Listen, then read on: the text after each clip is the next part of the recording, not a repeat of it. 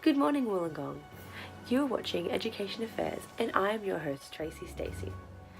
Today we have a riveting story that follows a local educator in the Illawarra who managed to use turnaround pedagogies in an attempt to break the chain of deficit discourse.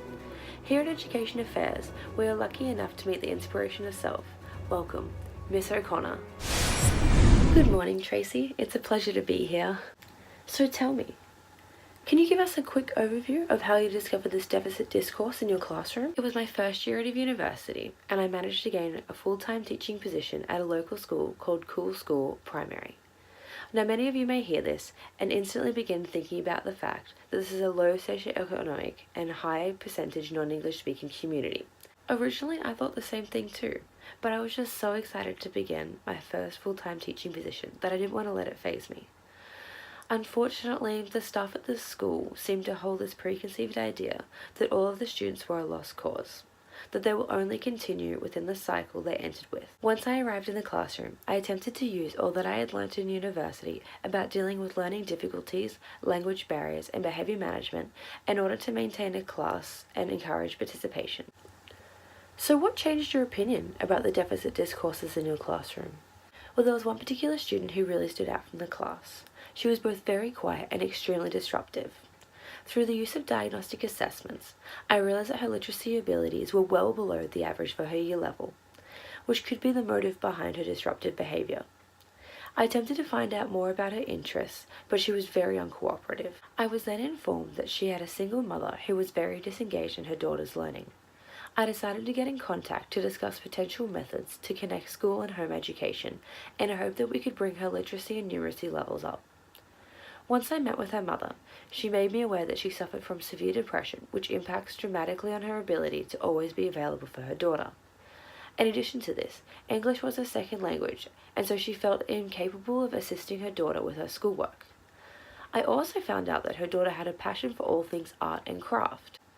How did this encounter impact on your teaching? I decided to begin getting the student some additional assistance for her language difficulties, as well as applying reading recovery programs to develop her literacy skills. I began to incorporate her love of art into lessons and introduced a rewards program for the class, where they had free choice of working on a project once their classwork had been completed to a set standard or higher. This began to show a significant difference in the behaviours of all students in the classroom. Through the use of turnaround pedagogies, I was able to positively influence classroom engagement and strengthen their learning habits and behaviours. Do you have any advice for future teachers? Well, this isn't my own quote, Tracy, but as Coma and Karma 2005 state, we need to move outside of deficit discourses to move ahead. Well, thank you for talking to us today, Miss O'Connor, and I wish your classroom good luck. Thank you for continuing to break down educational barriers created by deficit discourses through the introduction of turnaround pedagogies. I'm your host, Tracy Stacy, and you just watched Education Affairs. Vickers 2013 spoke of integrating student interest in order to motivate students and appeal to their particular learning style. In addition to this, she wrote of applying EDQ or QSA inclusive curriculum into the classroom in order to overcome barriers of inequality to ensure education access and participation. Coma and Karma's 2005 research described the significance of connecting family to students' education in order to strengthen the understanding of a student's background, as well as their knowledge or skills which might not have the opportunity to be demonstrated within the classroom setting. As stated in their work, turnaround pedagogies, or tasks that are more inclusive of students' skills and interests, demonstrated a distinctive change in students' engagement and development of their literacy abilities where, in their words, seemed against all odds. So what does this mean for us as educators? Well, this research allows teachers the opportunity to reflect on how they currently apply the curriculum, what abilities they may consider more important, and to begin shifting the stance of inequality within the classroom.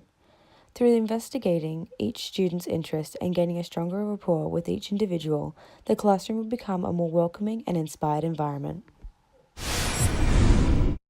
Stay tuned for the next story on how to access a student's virtual school bag in conjunction with understanding how to integrate this knowledge with the hidden curriculum.